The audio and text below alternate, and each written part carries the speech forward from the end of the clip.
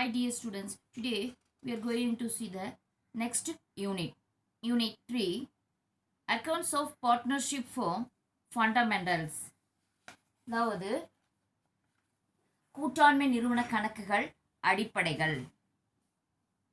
Introduction. Partnership firm is a firm of organization where two or more persons carry on some business activity on the basis of agreement among them. The persons who have agreed to carry on the partnership business are individually called partners and collectively called as firm. The name under which the business of a firm is carried on is called the firm name. In the case of partnership, the purpose of many persons joining together may be to raise more capital, to pool expertise, to share responsibilities and liabilities, etc. Thus, to overcome the limitations of sole partnerships such as limited capital, small size of business, etc. Partnership firms are formed. The profit or loss arising from the partnership business is shared by the partners in the agreed ratio.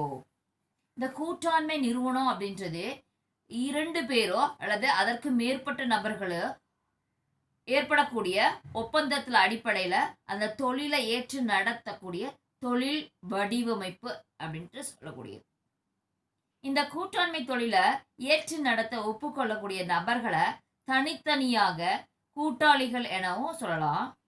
ஒட்டுமொத்தமாக சொல்லணும்னா நிறுவனம் அப்படின்ட்டு சொல்கிறோம். எந்த பெயரில் கூட்டாண்மை தொழில் நடத்தப்படுகிறதோ அந்த பெயர் நிறுவன பெயர் அப்படின்ட்டு நம்ம சொல்கிறோம். ஸோ தனித்தனியாக இருந்தால் கூட்டாளிகள், ஒட்டுகா இருந்தால் நிறுவனம். எந்த நேமில் ஒர்க் ஆகுதோ அந்த நேம் தான் அந்த நிறுவனத்துடைய பெயர். இந்த கூட்டாண்மையில் பல நபர்களை ஒன்று சேர்க்கிறது நம்ம நோக்கம். அதிக முதல் திரட்டுதல், கூடுதல் மேலாண்மை திறன், இந்த இடர்பாடுகளிலும் பொறுப்புகளிலும் பங்கேற்பது போன்றவையாகும். எனவே இந்த தனியார் வணிகர்களுடைய குறைபாடுகளாக இந்த வரையறு முதல் சிறிய அளவு வியாபாரம் போன்றவற்றை நீக்குவதற்காக இந்த கூட்டாண்மை உருவாக்கப்படுது. இந்த கூட்டாண்மை தொழிலில் கிடைக்கக்கூடிய லாபம் அல்லது நஷ்டம் அந்த கூட்டாளிகளால் ஒப்புக்கொண்ட விகிதத்தில் பகிரப்படுது. The next is, in India, partnership firms are governed by the Indian Partnership Act 1932. A registration of partnership firm is not compulsory. It is optional. However, it is safer for the partnership firm to get registered so that the partners can avail the benefits of registration. இந்தியாவில் அந்த கூட்டாண்மை நிறுவனங்களை இந்திய கூட்டாண்மை சட்டத்தின்படி 1934 நெறிப்படுத்தப்பட்டது. இந்த கூட்டாண்மை நிறுவனத்தை பதிவு செய்கிறது கட்டாயம் அப்படிங்கிறது கிடையாது. இந்த பார்ட்னர்ஷிப் ஃபார்மில் இருக்கக்கூடிய கூட்டாளிகளுடைய விருப்பத்துக்கு உட்பட்டது அது. இருந்தாலும் அந்த கூட்டாண்மை பதிவு செய்து கொள்வது கூட்டாண்மை நிறுவனங்களுக்கு பாதுகாப்பாக மட்டுமில்லாமல் அந்த கூட்டாளிகளும் கூட்டாண்மை பதிவினால சில நன்மைகளை பெற முடிகிறாங்க. Then next, meaning, definition and features of partnership. இந்த கூட்டாண்மையுடைய பொருள், வரைவிலக்கணம் மற்றும் சிறப்பியல்புகள் என்ன பார்ப்போம். First, meaning and definition of partnership. கூட்டாண்மையின் பொருள் மற்றும் வரைவிலக்கணம்.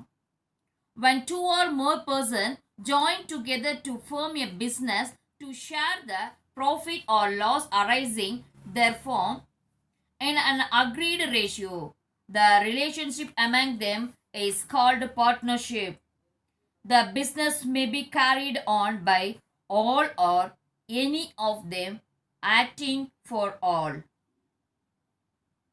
இந்த இருவரோ அல்லது அதற்கு மேற்பட்ட நபர்களோ ஒன்று சேர்ந்து தொழிலை தொடங்கினா அது அதன் மூலம் கிடைக்கக்கூடிய லாபம் அல்லது நட்டத்தை ஒப்புக்கொண்ட விகிதத்துல பகிர்ந்து கொள்ளக்கூடிய உடன்பட்டவர்களிடையே உள்ள உறவு முறையே கூட்டாண்மை அப்படின்னு. அதாவது ரெண்டு பேரோ அல்லது அதற்கு மேற்பட்டவங்களோ செய்யக்கூடிய தொழில லாபம் வந்தாலும் சரி நஷ்டம் வந்தாலும் சரி அதனால ஒரு சில விகிதத்துல ரேஷியோல அவங்க பகிர்ந்து கொள்றதா என்ன பண்ணுவாங்க, உடன்பாட்டுல கையெழுத்திட்டு இருப்பாங்க. அந்த உடன்பாட்டுக்கு உட்பட்டவங்கள அந்த உறவு முறையை தான் நம்ம என்னன்னு சொல்றோம், கூட்டாண்மை, அதாவது பார்ட்னர்ஷிப் அப்படின்ட்டு நம்ம சொல்றோம். Then definition.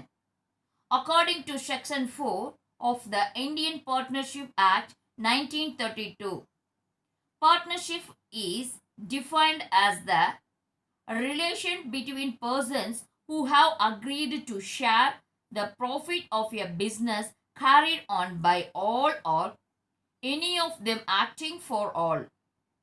இந்த இந்திய கூட்டாண்மை சட்டம் 1932 பிரிவு 4 படி அந்த கூட்டாண்மை அப்படின்றது என்ன, பார்ட்னர்ஷிப் அப்படின்னா என்ன அப்படின்னா, எல்லோரும் சேர்ந்தோ அல்லது எல்லோருக்குமான ஒருவரோ நடத்தக்கூடிய தொழிலின் லாபத்தை பகிர்ந்து கொள்ள ஒப்புக்கொண்டவர்களிடையே நிலவும் உறவு. எல்லாரும் சேர்ந்தோ அல்லது எல்லாருக்காகவும் செய்யக்கூடிய ஒருவரோ அவர் என்ன பண்றாங்க, ஒரு பிசினஸ் நடத்துறாங்க, அந்த பிசினஸ்ல வரக்கூடிய லாபத்தை பகிர்ந்து கொள்ளக்கூடியவங்களை ஏற்படக்கூடிய நில உறவு தான் என்ன அப்படின்னு பார்த்தோம்னா இந்த பார்ட்னர்ஷிப். இதுதான் என்ன அப்படின்னு பார்த்தோம்னா definition. Then next features of partnership. இந்த கூட்டாண்மையுடைய சிறப்பிலக்கணம், சிறப்பியல்புகள். Following are the essential features of partnership. First one, partnership is an association of two or more persons. The maximum number of partners is limited to 50. இந்த கூட்டாண்மை அப்படின்றது ரெண்டு பேரோ அல்லது அதற்கு மேற்பட்டவர்களால் உருவாக்கப்படும். இது ஒரு அமைப்பா இருக்கு. அதிகபட்ச உறுப்பினர்கள் எவ்வளோ அப்படின்னு பார்த்தா 50 பேரு. The next, there should be an agreement among the persons to share the profit or loss of the business. The agreement may be oral or written or implied. இந்த தொழில் நிறுவனத்துடைய லாபமோ அல்லது நட்டத்தை பகிர்ந்து கொள்ளக்கூடிய கூட்டாளிகளுக்கு இடையே உடன்பாடு இருக்கணும். ஸோ அப்படி அந்த உடன்பாடு எழுத்து வடிவத்தில் இருக்கலாம் அல்லது பேச்சு வடிவத்திலே இருக்கலாம் அல்லது உட்கிடையாவோ இருக்கலாம்.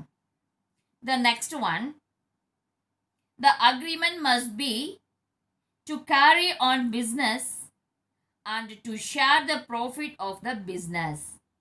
இந்த கூட்டாண்மையில உடன்பாடு ஒரு தொழில் நிறுவனத்தை நடத்தி அதிலிருந்து கிடைக்கக்கூடிய லாபத்தை பகிர்வதா இருக்கும்.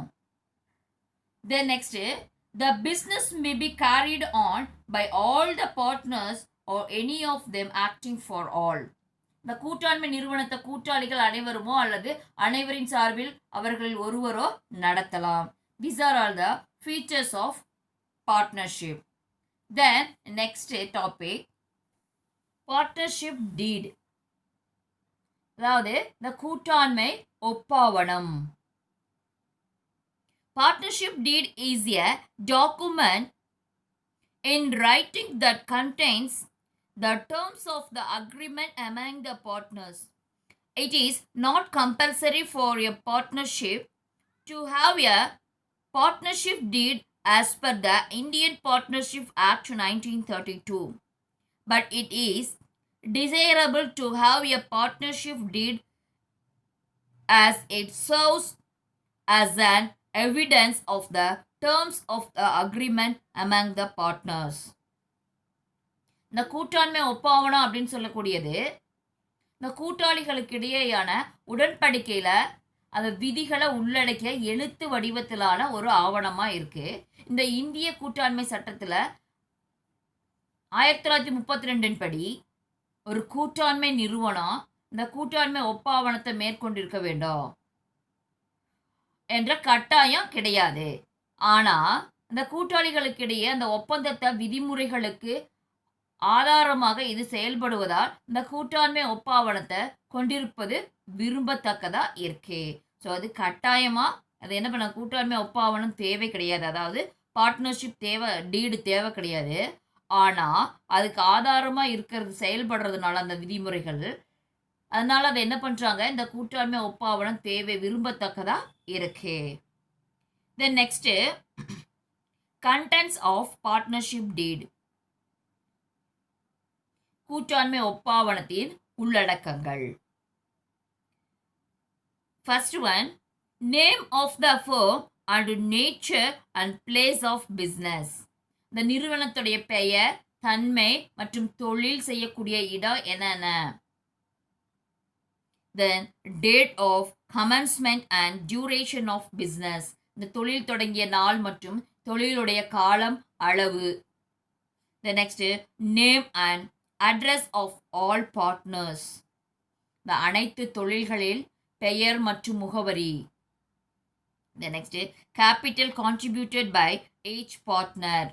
இந்த ஒவ்வொரு கூட்டாளியும் அளித்த முதல். The next, profit sharing ratio, லாப பகிர்வு விகிதம். Then next one, amount of drawing allowed to each partner. ஒவ்வொரு கூட்டாளிக்கும் அனுமதிக்கப்பட்டிருக்கூடிய எடுப்பு தொகை எவ்வளோ. The next, a rate of interest to be allowed on capital. முதல் மீது அனுமதிக்கப்படும் வட்டி விகிதம். The next, rate of interest on drawing of partners. இந்த கூட்டாளிகள் எடுப்புகள் மீதான வட்டி வீதம். The next, rate of interest on loans provided by partners. இந்த கூட்டாளிகளிடமிருந்து பெற்ற கடன் மீது வட்டி விகிதம். The next one, amount of salary to be allowed to any partner. இந்த கூட்டாளிக்கு அனுமதிக்கப்படக்கூடிய ஊதியம். Then maintenance of accounts and audit procedures. இந்த கணக்குகள் பராமரிப்பு மற்றும் தணிக்கை நடைமுறைகள். The next, procedure for admission of a new partner. புதிய கூட்டாளி சேர்க்கைக்கான நடைமுறைகள். Then procedure for retirement of a partner and settlement of dues to the retired partner. இந்த கூட்டாளி விலகலுக்கான நடைமுறைகள் மற்றும் விலகும் கூட்டாளிக்கு செலுத்த வேண்டிய தொகையை தீர்வு செய்தல். The next one, method of valuation of goodwill and valuation of asset and liabilities at the time of admission or retirement or death of a partner. இந்த கூட்டாளி சேர்க்கும் போதோ அல்லது விலகல் போதோ அல்லது இறப்பின் போதோ அந்த நிறுவனத்துடைய நல்பெயர், மதிப்பீடு முறைகள் மற்றும் சொத்துக்கள் மற்றும் பொறுப்புகள் மதிப்பிடுதல். The next one, appointment of executor in case of death of a partner as settlement of dues to the legal heirs. இந்த கூட்டாளி இறப்பின் போது அந்த நிறைவேற்றாளரை நியமித்தல் மற்றும் அவருடைய சட்டப்படியான வாரிசுதாரர்களுக்கு செலுத்த வேண்டிய தொகையை தீர்வு செய்தல். The next, settlement of accounts on dissolution of a firm. இந்த கூட்டாண்மையில கலப்பின் போது கணக்குகளை தீர்த்தல். இதெல்லாம் என்ன அப்படின்னு பார்த்தா, these are all the contents of partnership deed. இதுதான் என்ன அப்படின்னு பார்த்தா கூட்டாண்மை ஒப்பாவனத்தினுடைய உள்ளடக்கங்கள். Then next topic, application of the provisions of the Indian Partnership Act 1932 in the absence of partnership deed. இந்த கூட்டாண்மை ஒப்பாவனம் இல்லாத போது இந்திய கூட்டாண்மை சட்டம் 1932 படி கடைபிடிக்க வேண்டிய விதிமுறைகளில் பயன்பாடு. If there is no partnership deed or when there is no express settlement and the partnership deed, then the following provisions of the act will apply. இந்த கூட்டாண்மை ஒப்பாவனம் இல்லாத போது அல்லது அந்த கூட்டாண்மை ஒப்பாவனத்தில் வெளிப்படையான அறிக்கை எதுவும் இல்லாத நிலையில அந்த சட்டத்தில் பின்வரக்கூடிய நிபந்தனைகள் பின்பற்றப்படுது. First one, remuneration to partners. கூட்டாளிகளுடைய ஊதியம். இது எதுல வருது அப்படின்னு பாரு. செக்ஷன் 13 சப்செக்ஷன் ஏ, பிரிவு 13 உட்பிரிவு ஆ. No salary or remuneration is allowed to any partner. எந்த கூட்டாளிக்கும் ஊதியமோ அல்லது உழைப்பு ஊதியம் அனுமதிக்கப்பட வேண்டியது கிடையாது. The next one, profit sharing ratio, லாப பகிர்வு விகிதம். செக்ஷன் 13 சப்செக்ஷன் பி, பிரிவு 13 உட்பிரிவு ஆ. Profit and loss are to be shared by the partners equally. லாபம் அல்லது நட்டம் கூட்டாளிகள் சமமாக பகிர்ந்து கொள்ள வேண்டும். The next, interest on capital. Section 13 subsection C, முதல் மீது வட்டி, பிரிவு 13 உட்பிரிவு இ. No interest is allowed on the capital where a partner is entitled to interest on capital contributed as per partnership deed. Such interest on capital will be payable only out of profit. இந்த கூட்டாளிகள் மீது கூட்டாளிகளுடைய முதல் மீது வட்டி அனுமதிக்கப்படுவது கிடையாது. அந்த கூட்டாளி ஒருவர் கூட்டாண்மை ஒப்பந்தத்தின்படி தான் அளித்த முதல் தொகைக்கு முதல் மீது வட்டி பெற உரிமை உடையவராய் இருந்தா அந்த முதல் மீது வட்டி லாபத்தில் இருந்து மட்டுமே வழங்கப்பட வேண்டும். அது எதுல இருந்து வழங்கணும் அப்படின்னு பார்த்தீங்கன்னா ப்ராஃபிட்ல இருந்து தான் அவங்களுக்கு இன்ட்ரெஸ்ட் பே பண்ணணும்.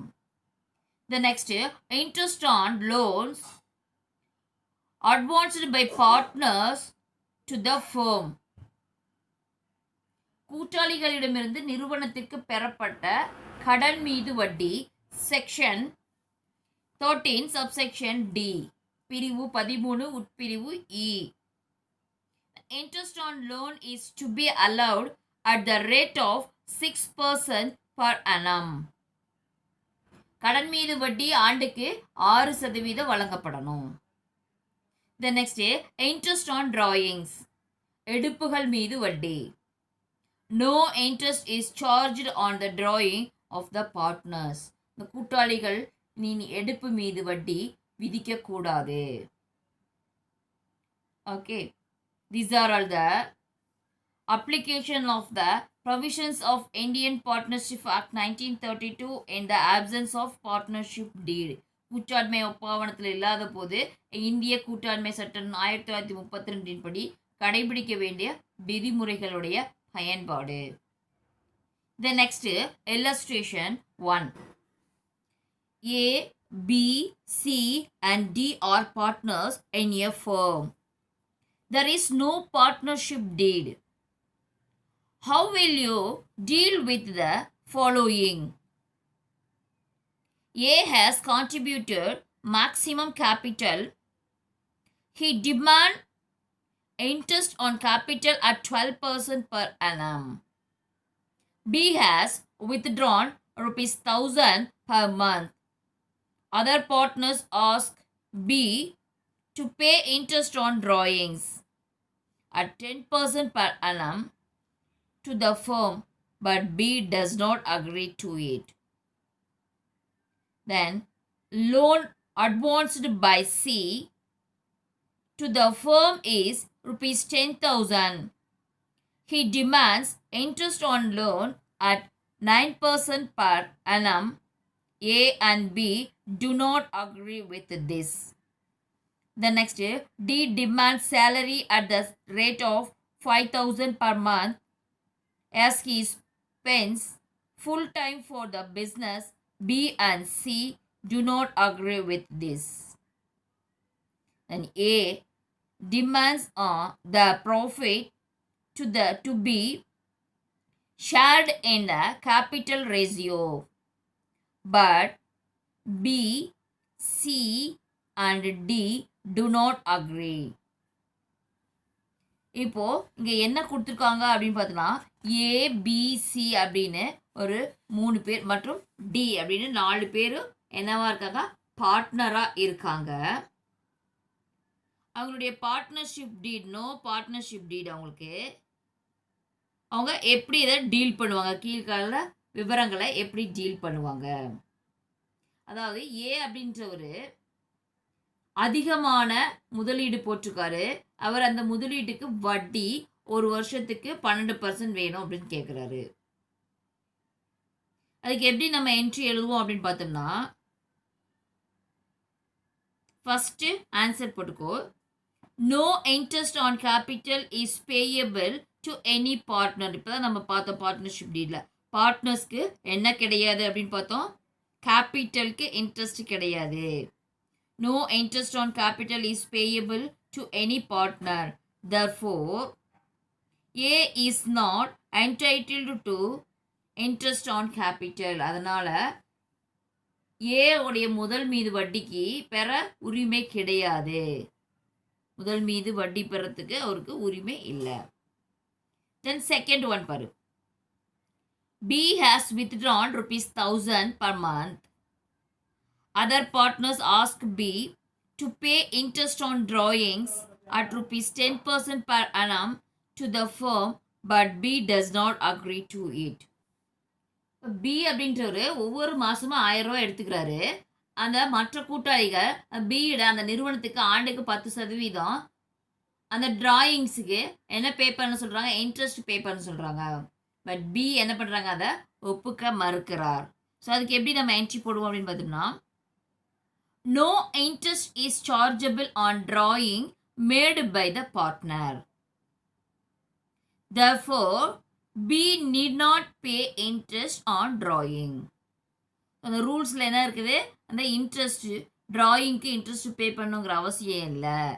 அதனால் இந்த பி அப்படின்றவர் இன்ட்ரெஸ்ட் ஆன் டிராயிங் பே பண்ணுங்கிற அவசியம் இல்லை அப்படின்னு சொல்லியிருக்காங்க. The next third entry, loan advanced by C to the firm is ₹10,000. He demand interest on loan at 9% per annum. A and B do not agree with this. C கிட்ட இருந்து அந்த நிறுவனத்துக்கு பெற வேண்டிய கடன் எவ்வளோ அப்படின்னு பார்த்தீங்கன்னா 10,000 ரூபாய். அது அவர் மீது கடன் மீது வட்டி ஒரு வருஷத்துக்கு 9% அப்படின்ட்டு கேட்குறாங்க. ஆனால் ஏவும் பியும் அதை ஒப்புக்கிறது கிடையாது. அப்போ இதுக்கு எப்படி என்ட்ரி எழுதுவோம் அப்படின்னு பார்த்தா, interest on loan is payable at 6% per annum. Interest on payable எப்படி, ஒரு வருஷத்துக்கு 6% பே பண்ணணும். Therefore, C is to get interest at 6% per annum on ₹10,000. Okay, ஏன் 6%னா அது அந்த ரூல்ஸில் இருக்கு. Next fourth entry. D demands salary at the rate of 5,000 per month as he spends full time for the business. B and C do not agree with this. இந்த D தன்னுடைய முழு நேரத்தையும் தொழிலில் செலவிடுறதுனால அவர் ஒவ்வொரு மாதமும் 5,000 ரூபாய் சேலரியாக வேணும் அப்படின்ட்டு கேட்குறாரு. பட் பி மற்றும் சி அவங்க அதை ஒப்புக்கொள்வது கிடையாது. எப்படி எழுதணும் அப்படி பார்த்தா, no remuneration is payable to any partner. இந்த ரூல்ஸில் இருக்குது, பார்ட்னருக்கு ரெமுனரேஷனோ அல்லது சேலரியோ கிடையாது. Hence, D is not entitled to salary. அதனால டிக்கு சேலரி வாங்கக்கூட உரிமை கிடையாது. The next, a demand the profit to be shared in the capital ratio, but B and C and D do not agree. A வந்து என்ன பண்றாரு, demand the profit, லாபத்தில் முதல் விகிதத்தில் பங்களித்திருக்க வேணும் அப்படின்றாரு. ஆனால் பிசிடி அதை என்ன பண்ணுறாங்க, ஒப்புக்கிறது கிடையாது. இதை எப்படி நம்ம எழுதுவோம், profits should be distributed equally. Profit எப்படி டிஸ்ட்ரிபியூட் பண்ணுறாங்க, ஈக்குவலாக டிஸ்ட்ரிபியூட் பண்ணுறாங்க. ஓகே, தென் தமிழ் மீடியம் ஸ்டூடெண்ட்ஸ் எடுத்துக்காட்டு 1. ஏ, பி, சி மற்றும் டி ஆகிய ஒரு கூட்டாண்மை நிறுவனத்தில் கூட்டாண்மை ஒப்பந்தத்தை எதுவுமே இல்லாம பின்வரக்கூடியவற்றை எவ்வாறு மேற்கொள்வார்கள்? ஏ அதிக முதல் வாங்கியுள்ளார். அவர் முதல் மீது வட்டி ஆண்டுக்கு 12% கோருகிறார். ஏ என்ன பண்றாரு? அதிகமா என்ன பண்ணியிருக்கிறாரு? முதல் வழங்கியிருக்கிறாரு. அதனால அவர் அந்த முதலுக்கு 12% வட்டி கேட்கிறாரு. தென் அவர் இதை எப்படி எழுதலாம் அப்படின்னு பார்த்தோம்னா, இந்த ரூல்ஸ் இருக்கு. எந்த ஒரு கூட்டாளிக்கும் முதல் மீது வட்டி செலுத்துறதுக்கு அவசியம் கிடையாது. அதனால ஏ அப்படின்றவர் இந்த முதல் மீது வட்டி பெறக்கூடிய உரிமை உடையவர் கிடையாது. அப்போ எப்படி எழுதலாம் அப்படின்னு பார்த்தோம்னா, எந்த ஒரு கூட்டாளிக்கும் முதல் மீது வட்டி செலுத்த வேண்டியது கிடையாது. எனவே ஏ முதல் மீது வட்டி பெற உரிமை உடையவர் அல்ல. ஏ அப்படின்றவர் முதல் மீது வட்டி பெறறதுக்கு உரிமையானவர் கிடையாது. Then second point,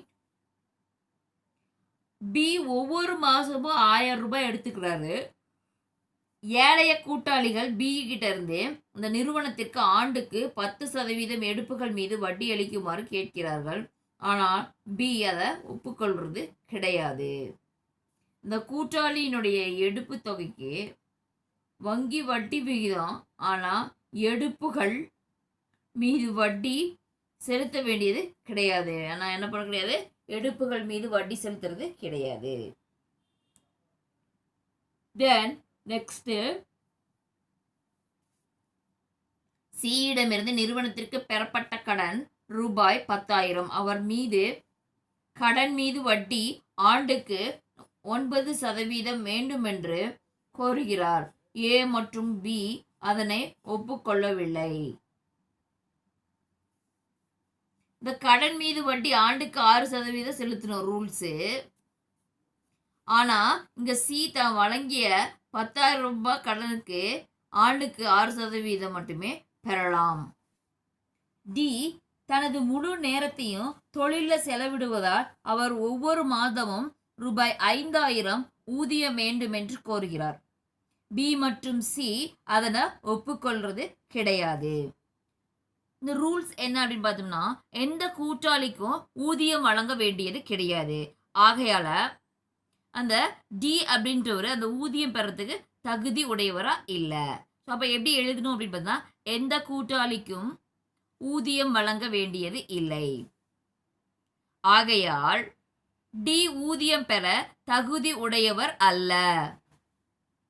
The next one, ஏ லாபத்தினை முதல் விகிதத்தில் பகிர்ந்தளிக்க வேண்டும் என்கிறார். ஆனால் பி, சி மற்றும் டி அதனை ஒப்புக்கொள்ளவில்லை. ஏ அப்படின்ற ஒரு லாபத்தில் என்ன பண்ணுறாங்க? முதல் விகிதத்தை பகிர்ந்துக்கணும் அப்படிங்கிறாரு. ஆனால் பி, சி, டி என்ன பண்ணுறாரு? ஒப்புக்கொள்றதில்ல. அப்போ இது எப்படி வரும் அப்படின்னு பார்த்தோம்னா, இந்த லாபங்கள் சமமாக பகிர்ந்தளிக்கப்பட வேண்டும். லாபம் எப்படி பகிர்ந்தளிக்கணும்?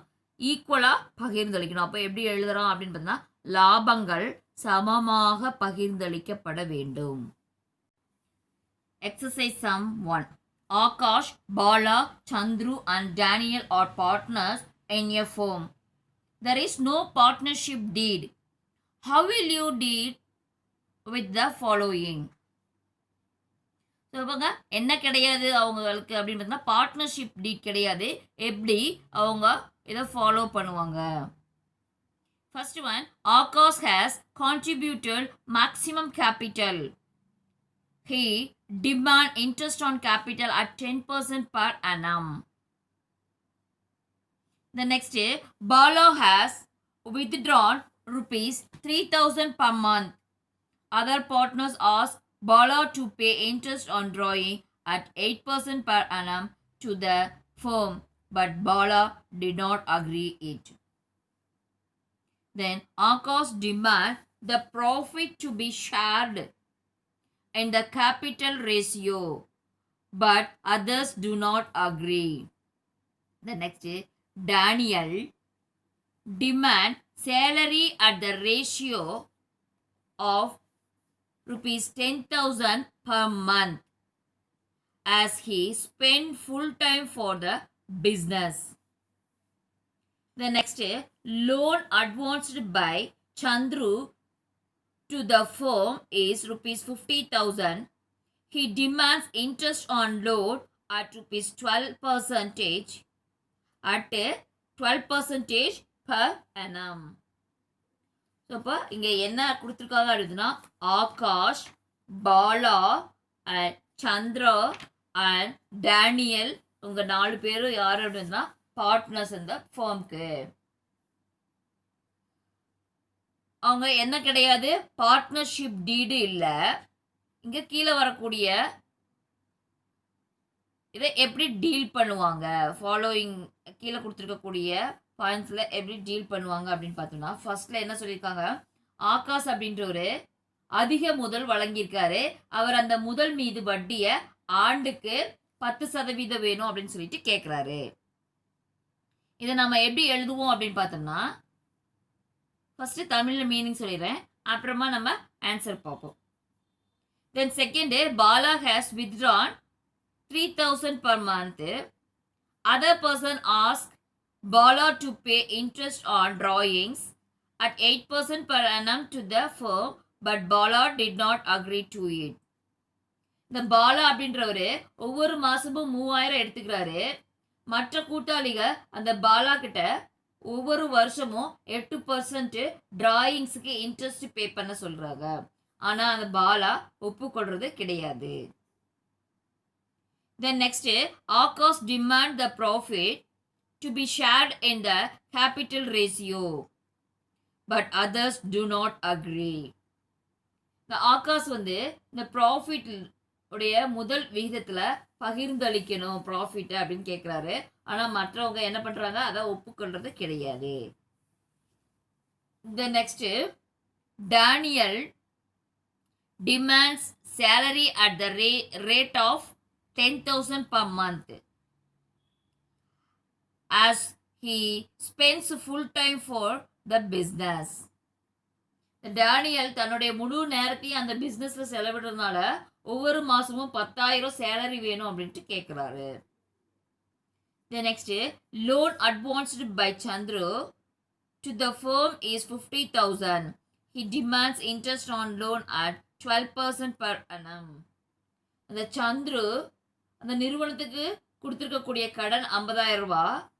அவர் அந்த கடன் மீது வட்டியை ஒவ்வொரு வருஷமும் 12% வேணும் அப்படின்னு சொல்லிட்டு கேட்குறாரு. கடன் மீது இன்ட்ரெஸ்ட் கேட்குறாரு. ஸோ அப்போ நம்ம என்ன பண்ண போகிறோம் அப்படின்னு பார்த்தீங்கன்னா, இப்போ எடுத்து எப்படி எழுதுறது ஆன்சர் அப்படின்ட்டு பார்க்கலாம்.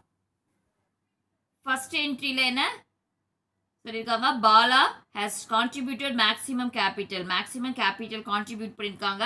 He demand interest on capital 10% per annum, 10% அவர் இன்ட்ரெஸ்ட் கேட்குறாரு. அப்போ நம்ம என்ன எழுதணும் ஃபர்ஸ்ட் அப்படின்னு பார்த்தோம்னா, since there is no partnership deed எதுவும் இல்லை, provision of the Indian partnership act 1932 will apply. Under that right first பாயிண்ட்டுக்கான answer, no interest on capital is payable to any partner.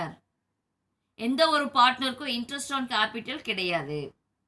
therefore Akash is entitled to the interest on capital. அதனால ஆகாஷ்க்கு interest on capital கிடையாது.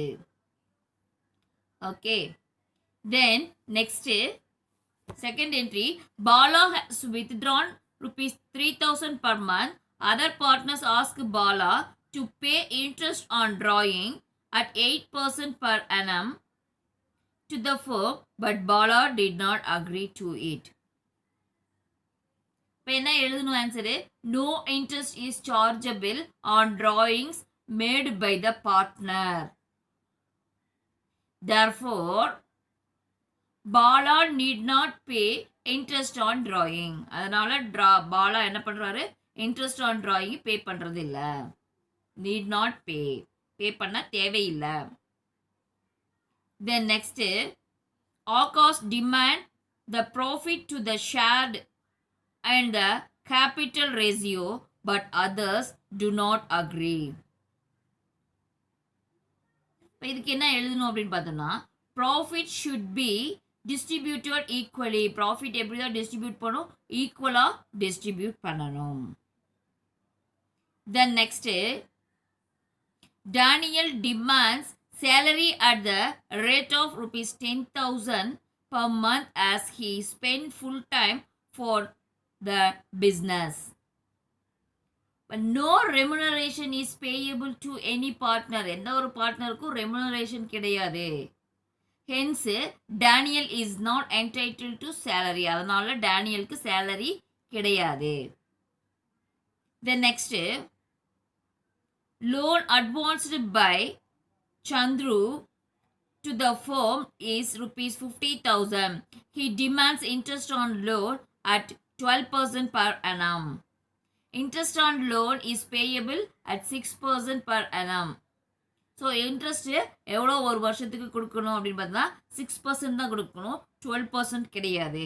So அதனால் நம்ம எப்படி எழுதணும், interest on loan is payable at 6% per annum of rupees 50,000. Okay, then Tamil medium students, பயிற்சி வினா 1. ஆகாஷ், பாலா, சந்துரு மற்றும் Daniel ஆகியோர் ஒரு நிறுவனத்துடைய கூட்டாளிகள். இந்த கூட்டாண்மை ஒப்பாவனம் இல்லாத போது பின்வருவனவற்றை எவ்வாறு மேற்கொள்வார்கள்? ஆகாஷ் என்பவர் அதிக முதல் வழங்கியிருக்கார். அவர் முதல் மீது வட்டி ஆண்டுக்கு 10% கோருகிறார். தென் நெக்ஸ்ட், பாலா ஒவ்வொரு மாதமும் 3000 எடுத்துக்கொள்கிறார். ஏனைய கூட்டாளிகள் பாலாவிடம் ஆண்டுக்கு 8% எடுப்புகள் மீது வட்டி நிறுவனத்திற்கு அளிக்குமாறு கேட்கிறார்கள். ஆனால் பாலா அதனை ஒப்புக்கொள்ளவில்லை. தென் நெக்ஸ்ட், ஆகாஷ் லாபத்தின் முதல் விகிதத்தில் பகிர்ந்தளிக்க வேண்டும் என்கிறார். ஆனால் பிற கூட்டாளிகள் அதனை ஒப்புக்கொள்ளவில்லை. The next, டேனியல் தனது முழு நேரத்தையும் தொழிலில் செலவிடுவதால் அவர் ஒவ்வொரு மாதமும் 10,000 ஊதியம் பெற வேண்டும் என கோருகிறார். The next, சந்துருவால் நிறுவனத்திற்கு வழங்கப்பட்ட கடன் 50,000. அவர் கடன் மீது வட்டி ஆண்டுக்கு 12% வேண்டும் என்று கோருகிறார். ஸோ இதில் என்ன கிடையாது அப்படின்னு பார்த்தீங்கன்னா கூட்டாண்மை ஒப்பாவனம் இல்லை. ஸோ அப்போ இதெல்லாம் எப்படி எழுதுவோம் அப்படின்னு பார்த்தோம்னா அதுக்குன்னு ஒரு ரூல்ஸ் இருக்கு. இந்திய கூட்டாண்மை ஒப்பாவனம் இல்லாததால் இந்த இந்திய கூட்டாண்மை சட்டம் 1932 அந்த நிபந்தனைகள் பொருந்தும். அப்ப எப்படி எழுதணும் அப்படின்னு பார்த்தோம்னா ஃபர்ஸ்ட் இந்திய கூட்டாண்மை ஒப்பாவனம் இல்லாததால் இந்திய கூட்டாண்மை சட்டம் 1932 நிபந்தனைகள் பொருந்தும். இப்போ ஃபர்ஸ்ட் ஒன், ஆகாஷ் என்பவர் அதிக முதல் வழங்கியுள்ளார். அவர் முதல் மீது வட்டி ஆண்டுக்கு 10% கோருகிறார். இப்போ எப்படி எழுதணும் அப்படின்னு பார்த்தோம்னா எந்த ஒரு கூட்டாளிக்கும் முதல் மீது வட்டி செலுத்த வேண்டியது இல்லை. எனவே ஆகாஷ் முதல் மீது வட்டி பெற உரிமை உடையவர் அல்ல. அதனால ஆகாஷ் என்ன கிடையாது, முதல் மீது வட்டி பெறத்துக்கான உரிமை உடையவர் கிடையாது. நெக்ஸ்ட், பாலா ஒவ்வொரு மாதமும் 3000 எடுத்துக்கொள்கிறார். ஏனைய கூட்டாளிகள் பாலாவிடம் ஆண்டுக்கு 8% எடுப்பு மீது வட்டி நிறுவனத்திற்கு அளிக்குமாறு கோருகிறார்கள். ஆனால் பாலா அதனை ஒப்புக்கொள்வது இல்லை. ஸோ அதை எப்படி எழுதணும் அப்படின்னு பார்த்தீங்கன்னா எடுப்பு மீது வட்டி அவங்க செலுத்த சொல்லி கேட்குறாங்க. ஆனால் இங்கே ரூல்ஸில் என்ன சொல்லியிருக்கு, அந்த எடுப்புக்கு வட்டி விதிக்கக்கூடாது அப்படின்னு சொல்லியிருக்கு. அப்போ நம்ம எப்படி எழுதுவோம், இந்த கூட்டாளியின் எடுப்புகளுக்கு வட்டி விதிக்கக்கூடாது. ஆகையால் பாலா எடுப்புகள் மீது வட்டி செலுத்த வேண்டியது இல்லை. தென் நெக்ஸ்ட், ஆகாஷ் லாபத்தினை முதல் விகிதத்தில் பகிர்ந்தளிக்க வேண்டும் என்கிறார். ஆனால் பிற கூட்டாளிகள் அதனை ஒப்புக்கொள்ளவில்லை. ஆகாஷ் என்ன கேட்கிறாரு, லாபத்தை எப்படி பிரிச்சு கொடுக்குன்னு கேட்கிறாரு. அவங்கவுங்க எவ்வளோ முதலீடு போட்டாங்களோ அதற்கு தகுந்த மாதிரி லாபத்தை பிரிச்சு கொடுக்கணும்னு கேட்குறாரு. ஆனால் ரூல்ஸ்ல என்ன இருக்கு அப்படின்னு பார்த்தோம்னா சமமாக தான் பிரிச்சு கொடுக்கணும் அப்படின்னு இருக்கு.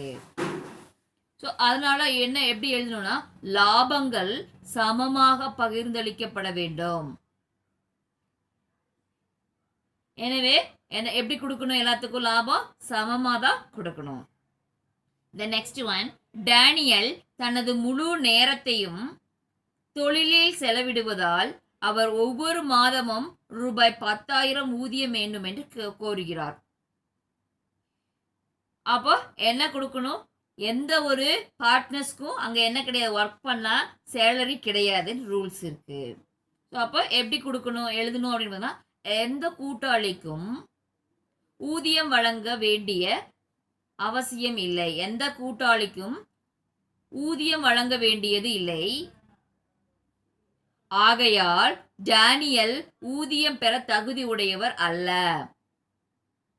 தென் நெக்ஸ்ட், சந்துருவால் நிறுவனத்திற்கு வழங்கப்பட்ட கடன் ரூபாய் 50,000. அவர் கடன் மீது வட்டி ஆண்டுக்கு 12% வேண்டும் என்று கோருகிறார். சந்துரு என்ன பண்றாரு? கடன் 50,000 கொடுக்குறாரு. அதுக்கு என்ன கேட்கிறாரு? 12% வட்டி வேணும் ஒரு வருஷத்துக்கு அப்படின்னு கேட்கிறாரு. ஆனால் ரூல்ஸ்ல எவ்வளோ கொடுக்கணும் இருக்கு? 6% தான் இருக்குது. ஸோ அப்போ நம்ம எப்படி எழுதணும்னு பார்த்தோம்னா, கடன் மீது வட்டி ஆண்டுக்கு 6% செலுத்தப்பட வேண்டும். ஆகையால் சந்துருவால் தான் வழங்கிய ரூபாய் 50,000 கடனுக்கு ஆண்டுக்கு 6% வட்டி பெறலாம். ஆண்டுக்கு 6% வட்டி பெறலாம். Okay dear students, we will meet in next class.